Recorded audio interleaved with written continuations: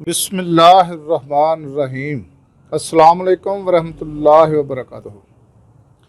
नाज़रीन, मैं हकीम खालिद महमूद नक्शबंदी मुजद्दिदी आपकी खिदमत में हाजिर हूँ और आप सबको अपने चैनल पर खुशामदीद कहता हूँ। नाज़रीन, चैनल को सब्सक्राइब करें और बेल आइकन को ज़रूर दबाएँ ताकि आपको हर रोज़ नई वीडियो मिल सके। नाज़रीन, आज का मेरा मौजू है कसरत एहतलाम।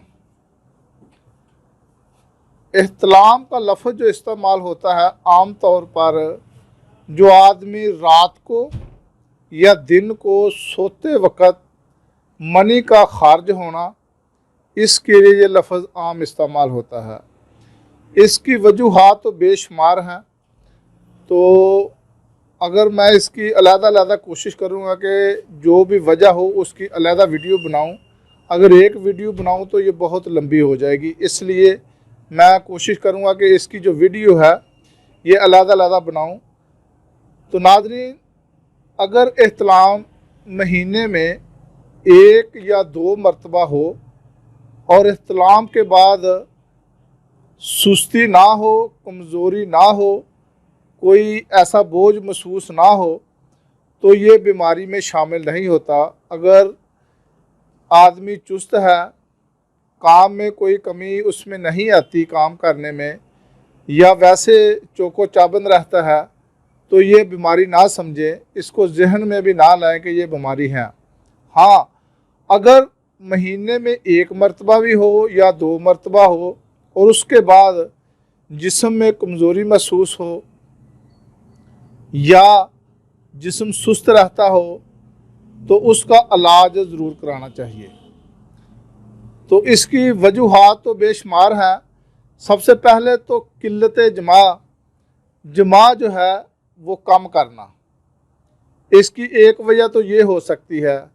दूसरा है सिलाने मनी का इखराज होते रहना, मनी पतली रहना। इसके बाद रिक्कत मनी जो होती है, ये पतली मनी को कहा जाता है।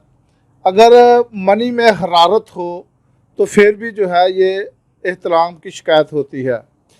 इसके अलावा इस्तफराग अदइया मनी, अगर जिस्म में तफक्कुरात ज़्यादा हों, परेशान ज़्यादा हो, तो उसकी वजह से भी एहतलाम का मर्ज़ लग जाता है। इसके बाद अगर आदमी को सोने से पहले अगर आदमी पेट भर कर पानी पी लेता है या दूध पी लेता है और उसी वक़्त सो जाता है, तो फिर भी कई दफ़ा एहतलाम हो जाता है। अगर आदमी सुबह सहरी के वक़्त, जब नमाज का वक़्त होता है, सुबह सादक वक़्त होता है, उस वक़्त आदमी को पेशाब की शिकायत हो और वो आदमी उठकर पेशाब ना करे, तो फिर भी उस वक़्त शहवत का गलबा होता है और आदमी उठकर अगर पेशाब नहीं करता तो फिर भी एहतलाम कई मरतबा हो जाता है। तो ये तो आप एहतियाती तदाबीर इख्तियार करेंगे तो ये मर्ज़ ऑटोमेटिक ही ख़त्म हो जाता है। मसलन अगर आदमी रात को पानी जो है सोने से 2-3 घंटे पीता है, पी कर सोता है, या दूध का इस्तेमाल 3 घंटे सोने से 3 घंटे पी लेता है, तो फिर उसको ये एहतलाम की शिकायत अगर इस वजह से है तो वो नहीं होगा।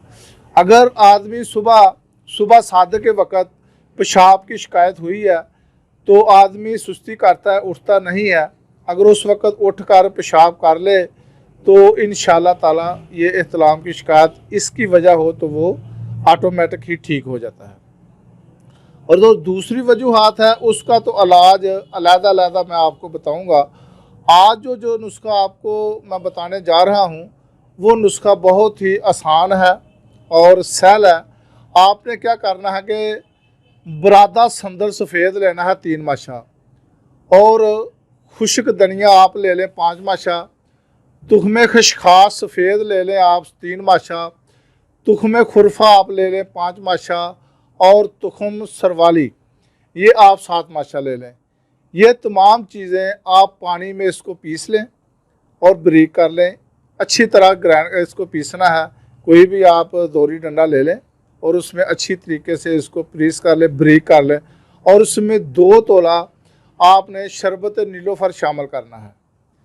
तो इंशाअल्लाह ताला ये आप एक खुराक जो है ना, ये 1 दिन की है, ये आप इस्तेमाल करें और 1-2 हफ्ता इस्तेमाल करें तो जो मामूली एहतलाम की शिकायत होगी इंशाल्लाह वो ठीक हो जाएगी इसी नुस्खे से। तो नाज़रीन, ये था आज का नुस्खा, और दूसरी जो वजूहात है उसकी मैं अलहदा वीडियो आपको बताऊंगा ताकि आपको समझने में भी आसानी हो और उसका इलाज करने में भी आपको दिक्कत महसूस ना हो। क्योंकि ये एहतलाम कोई भी मर्ज़ हो, एहतलाम हो, जरियान हो, सूरत अनजाल हो, इसकी बेशुमार अक़साम है। अगर उस अक़साम के मुताबिक उसकी ट्रीटमेंट होगी, उसका इलाज होगा, तो फिर वो मर जाएगा। अगर उसके मुताबिक आप इलाज नहीं करेंगे तो फिर ये इसका इलाज नहीं होता। तो नाज़रीन, अगली वीडियो तक के लिए मुझे इजाज़त दें। खुदा हाफिज़। अस्सलाम वालेकुम व रहमतुल्लाहि व बरकातहू।